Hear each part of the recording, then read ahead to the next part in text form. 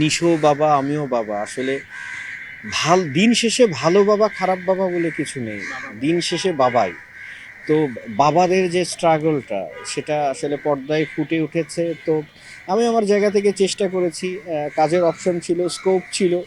আসলে স্কোপ থাকলে আমরা চেষ্টা করি আর কি। আমাদের মতো যারা কাজ করে যাচ্ছেন তারা আসলে ওই ওই স্কোপটাই আসলে বা পাওয়ার সুযোগ হয়ে ওঠে না। তো স্কোপ যেহেতু পেয়েছি চেষ্টা করেছি আর কি। আর দর্শকদের যে বিপুল ভালোবাসা পেয়েছি দাগি সিনেমাতে, মানে অ্যাক্টিং করার পর, এটা তো আসলে অনেক বড় একটা ব্যাপার। জি, নেগেটিভ চরিত্রের জন্যই বেশি অ্যাপ্রোচ করা হয়। তো এর মধ্যেও যে কিছু মুভিতে ক্যারেক্টার আর্টিস্ট হিসেবে কাজ করছি না তা কিন্তু নয়। ওদের স্বপ্ন পূরণে পাশে থাকতে পেরে আমরা গর্বিত। যেমন জংলি মুভিতে দেখেছেন একটা ডিফারেন্ট একটা ক্যারেক্টার। তো আমি আসলে বুভুক্ষ ক্যারেক্টারের জন্য ওটা নেগেটিভ হোক পজিটিভ হোক আমার আসলে কিছু যায় আসে না।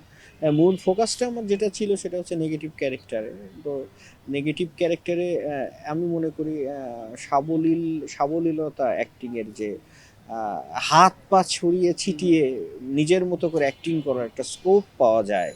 তো সেই জায়গা থেকে আমার মেইন ফোকাসটা ছিল নেগেটিভ ক্যারেক্টার। তার পাশ দিয়ে যেগুলো আসছে সেগুলো যদি আমাকে মুগ্ধ করে, আমি মনে করি যে ওখানে কিছু কাজ করার আছে, সেক্ষেত্রে আমি তো কাজ করেই যাচ্ছি। জানোয়ার আসলে আমার সেকেন্ড ইনিংস। জানোয়ার থেকেই আসলে রাশেদ মামুন অপুকে হয়তো নতুনভাবে চেনার একটা জায়গা হয়তো তৈরি হয়েছে। তো সেই জায়গা থেকে জানোয়ারের মতো স্ক্রিপ্টগুলো আসলে সেরকম তো স্কোপ এর আগে আসেনি। সো আমাদের আসলে প্রতি মুহূর্তেই অপেক্ষায় থাকতে হয় কখন নিজেকে প্রমাণ করতে হবে। তো যতটুকু বুঝি যে আমাদের যাদের মাথার উপরে বটগাছ নেই, অনেক বেশি হাত নেই, অনেক বেশি কোনো হ্যাঁ ছায়া নেই, সেক্ষেত্রে আমাদেরকে আজীবন আমাদেরকে প্রমাণ করে যেতেই হবে। তো সেই প্রমাণের জায়গা থেকে রাফির কাজটা জানোয়ার যখন আমার কাছে আসে স্ক্রিপ্টটি, তো আমি আসলে অপেক্ষাই করে গেছি যে কোনো একটা স্ক্রিপ্টের জন্য যেখানে আমি চেষ্টা করব, যেখানে আমি নিজেকে দেখাতে পারবো আমার অ্যাক্টিং, চরিত্রের ভিতর ঢোকার ক্ষমতা, সব কিছু মিলিয়ে জানোয়ার এসেছিল। রাফিকে ধন্যবাদ। জানোয়ারের পরপরই আমার একটা নতুন সেকেন্ড ইনিংস শুরু হয়েছে। সেটার চলছে আর কি।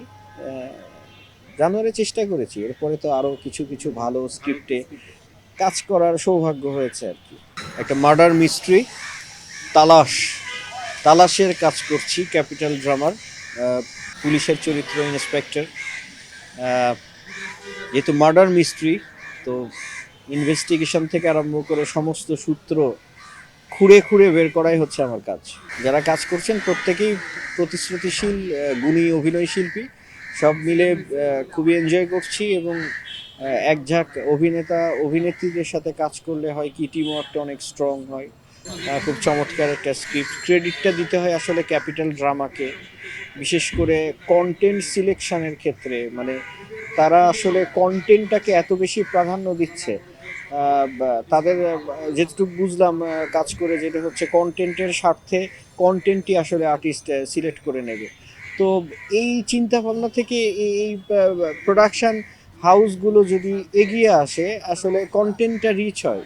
গোটা ওয়ার্ল্ডে আসলে কন্টেন্ট বেস কাজ হচ্ছে আর কি। আর আমাদের এইখানে আসলে আহ, এই জায়গা থেকে আসলে আমাদের বের হওয়া উচিত। আমাদের লোকাল যে কন্টেন্টগুলো আছে, মৌলিক যে কন্টেন্টগুলো আছে, সেই কন্টেন্টগুলোতে আসলে আমাদের বেশি করে জোর দেওয়া উচিত। আমি ক্যাপিটাল ড্রামাকে সত্যি আন্তরিকভাবে ধন্যবাদ দিতে চাই। আশা করছি উপভোগ করবেন ওসি নাসিরকে। ওসি নাসির এমন একটি জায়গায় এ গল্পে দাঁড়িয়ে আছে যেখানে আশেপাশে অনেক কিছু ঘটনা, একের পর এক ইনসিডেন্ট ঘটে যাচ্ছে। ওসি নাসির সূত্র খোঁজার চেষ্টা করছে।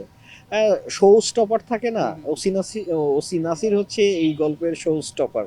ও ছুটে যাচ্ছে, খুঁজছে, কাউকে ধরছে, সব কিছু মিলিয়ে একটা সমাধানে হয়তো আসবে, আবার নাও আসতে পারে। সব মিলিয়ে ওসি নাসিরের ক্যারেক্টারটি আমি খুবই মজা পাচ্ছি।